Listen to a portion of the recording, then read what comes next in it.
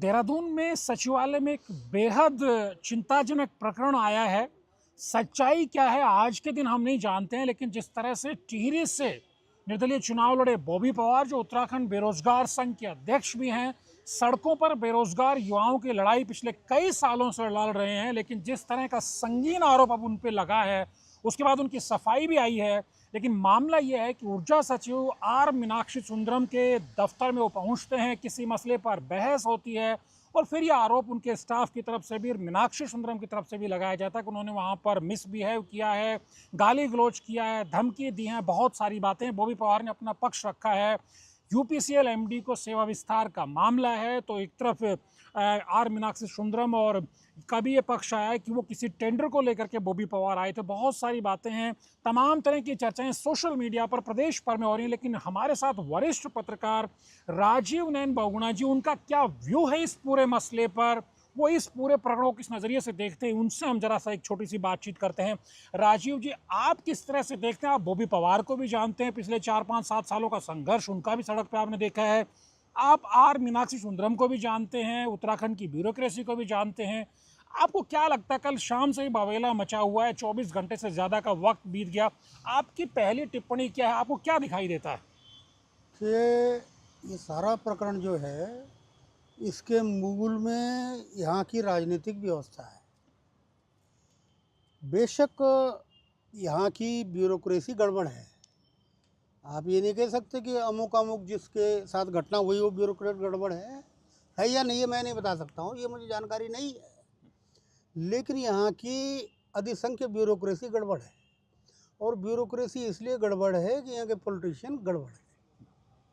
आखिर यहाँ के एक बड़े ख्यात राजनेता एच.एन. बहुगुणा कहते थे, हेमंत नंदन बहुगुणा, कि ब्यूरोक्रेट एक घोड़ा है, नौकरशाही घोड़ा है, और जो राजनेता घुड़सवार है। तो जब घुड़सवार कमज़ोर होगा, गड़बड़ होगा, तो घोड़ा उसे गिरा देगा। तो यहाँ की का जो राजनीतिक सिस्टम है, चूँकि वो न केवल कमज़ोर है, बल्कि अनेक तरह से, अब मैं क्या कहूँ उस शब्द में नहीं कहना चाहता, बल्कि मैं कही दूँ उस शब्द को कि अनेक तरह से भ्रष्ट है, इसलिए ब्यूरोक्रेसी उसका फ़ायदा उठाती है। अब जहाँ तक कल के प्रकरण की बात आ रही है, ये दोनों मामले हैरतअंगेज हैं। जो सेक्रेटरी की तरफ से बात आ रही है कि वो टेंडर के लिए आए थे। अब टेंडर के लिए अगर आए थे तो टेंडर मतलब ठेकेदारी का टेंडर, तो ये ठेकेदारी यहाँ की पहाड़ की राजनीति की एक बहुत बुरी बीमारी बन चुकी है शुरू से। आप अगर गौर से देखें, ये मैं फैक्ट कह रहा हूँ आपसे, काल्पनिक बात नहीं कह रहा हूँ, कि मैं मैदान की बात नहीं कह रहा हूँ, लेकिन पहाड़ के जितने विधायक हैं उनमें 80%, दोबारा कह रहा हूँ 80%, 79 नहीं 80, उत्तरकाशी से लेके और धारचूला तक, पूरा स्कोट, आराकोट से स्कोट अस्कोट तक 80% विधायक ठेकेदारी से जुड़े हैं। ठेकेदारों से पोषित तो नहीं है, खुद ठेकेदार हैं। रेत के, बजरी के, खनन के, कंस्ट्रक्शन के उनकी जेसीबियाँ चल रही हैं। अब उनके जो चेले चांटे हैं वो भी सारे वही हैं। फिर तो क्या बॉबी पवार उसी लाइन पे आ गए हैं? इसको मैं आपके पॉइंट को कट दूं, इस लाइन पे आने गई, बॉबी पवार भी ठेका लेना चाहिए, इस तरह का आरोप लग रहा है उन पे। इस लाइन पे उनकी मजबूरी रही होगी, क्योंकि बॉबी पवार समेत किसी भी राजनेता को अगर यहाँ राजनीति करनी है और उसमें सफल होना है, अपना दबदबा बनाना है, तो उसे या तो कुछ ठेकेदार बनना पड़ेगा, ठेकेदार पालने पड़ेंगे। और जो ठेकेदार नहीं है, मसलन अनूप नौटियाल, उसकी दुर्गति आपने देख ली।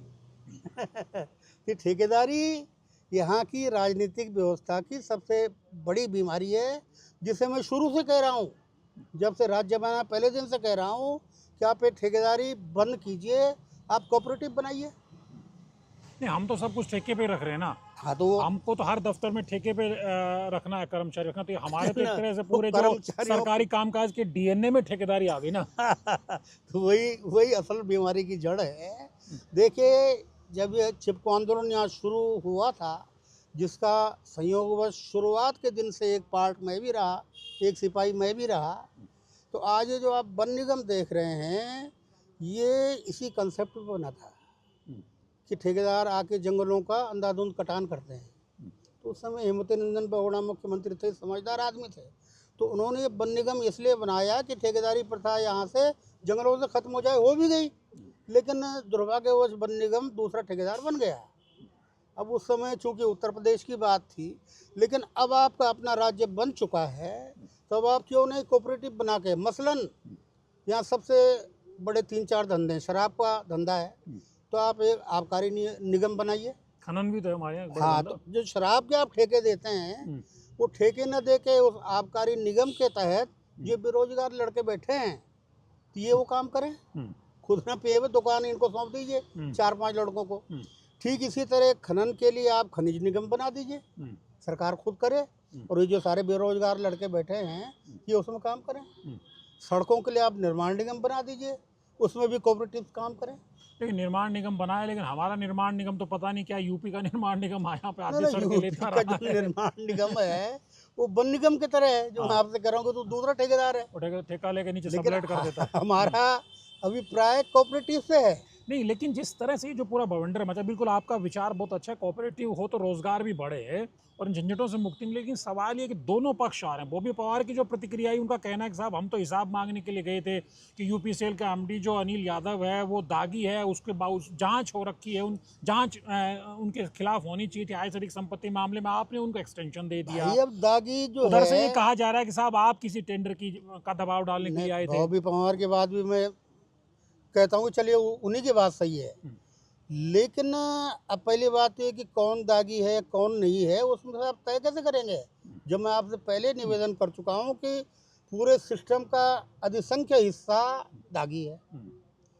अब आप देखिए कि 1973 से मैं पहले दिन से जो आपसे कह रहा हूँ कि मैं भी एक्टिविस्ट हूँ, चिपको आंदोलन में रहा, फिर टिहरी बांध में उसमें शामिल रहा, जेल सही लाठी डंडे सबसे है, लेकिन उसका कौन सा निगम बताया, और कौन सा निगम है वो? वन निगम है, निर्माण निगम नहीं, है। ये जो निगम पर जिसमें कंट्रोवर्सी हुई है ये यूपीसीएल यूपीसीएल, तो उसका ईएमडी कौन है मुझे ये कल पता चल रहा है जब वहाँ जूतम बाजार हो गई।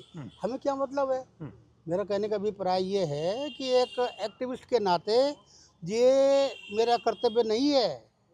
वो तो कहते हैं कि जांच कराएंगे ना, भ्रष्टाचार दिखाई दे रहा है तो। अरे भाई, तो भ्रष्टाचार तो मैं आपसे करूँगा पूरे सिस्टम में है, लेकिन इसमें हमारी रुचि नहीं होनी चाहिए कि वन निगम का एमडी कौन बने, ऊर्जा निगम का कौन बने, यूपीसीएल का एमडी कौन पुलिस बने, का डीजी कौन बने। ये सोशल एक्टिविस्ट का काम नहीं है।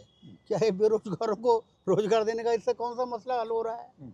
और ये मैं आपसे फिर कह रहा हूँ कि कौन एमडी बन रहा है, कौन सीएमडी बन रहा है, ये सारी दिक्कतें आती हैं ठेके के कारण।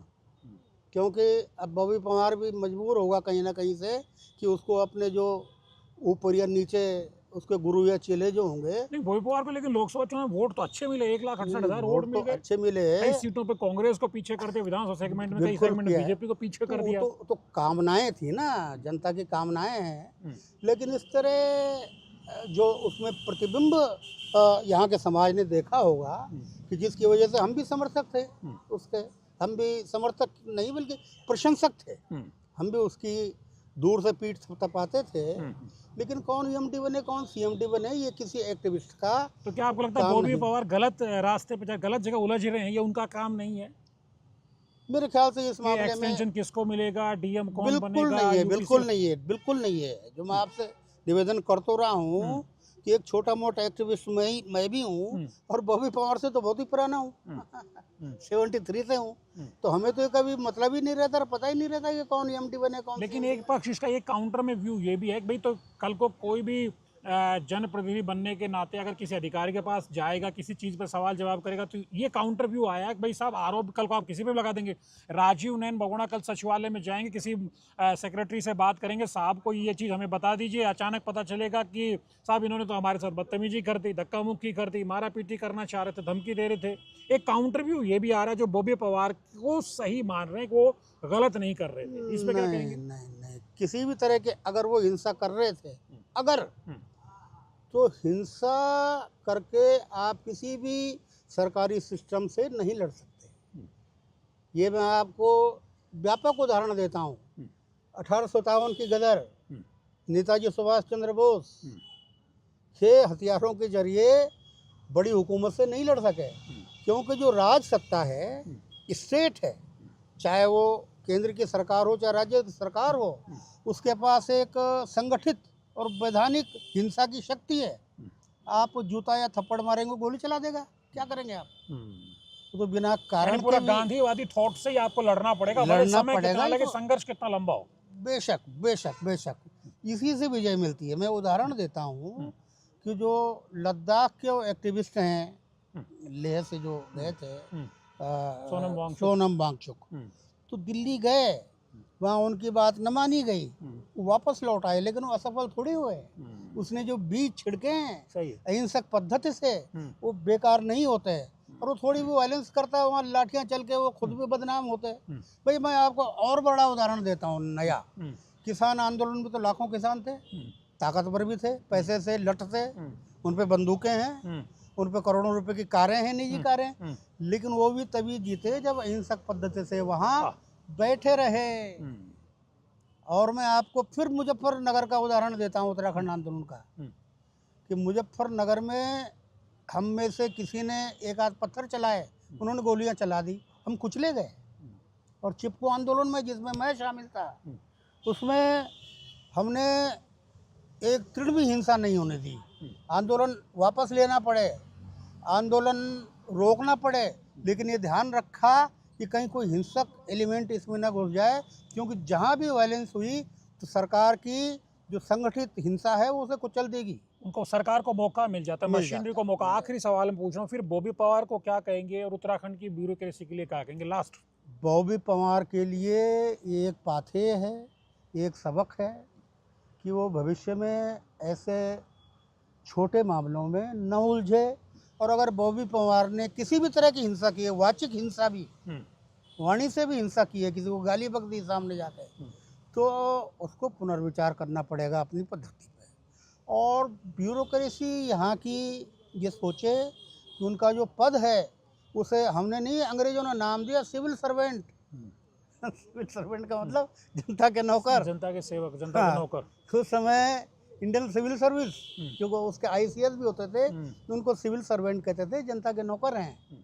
तो आप जनता के मालिक बनने की कोशिश मत कीजिए, और आपसे सवाल पूछा जाता है तो आपको सवाल का जवाब देना है।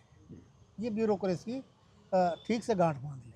निश्चित तौर पर देखिए, राजीव नयन बहुगुणा जी ने साफ तौर पर बताया कि हमारा अपनी जो आंदोलनों की भी एक आचार संहिता होती है, और जब आप गांधीयन रास्ते पे आप चलते हैं तो आपकी आचार संहिता और कड़ी हो जाती है, क्योंकि आपको एक प्रचंड सत्ता के वेग से टकराना पड़ता है, और उसमें अगर आप छोटी सी भी रंच मात्र भी गलती करेंगे तो पूरे आंदोलन पर प्रश्न चिन्ह खड़ा हो जाता है। जो एपिसोड सचिवालय में हुआ है वो अपने आप में बहुत सारे प्रश्न खड़े करता है। जब जांच होगी तो असल सच सामने आएगा, लेकिन जो राजीव नयन बहुगुणा जी ने कहा है उस पर बॉबी पवार और तमाम आंदोलनकारी ताकतों को भी विचार करना चाहिए, और जो ब्यूरोक्रेसी के लिए जो उन्होंने मैसेज दिया है उस पर हमारे सिविल सर्वेंट्स को भी विचार करना चाहिए। द न्यूज अड्डा के वीडियोज़ को लाइक कीजिए, शेयर कीजिए और चैनल को सब्सक्राइब करना मत भूलिए। नमस्कार।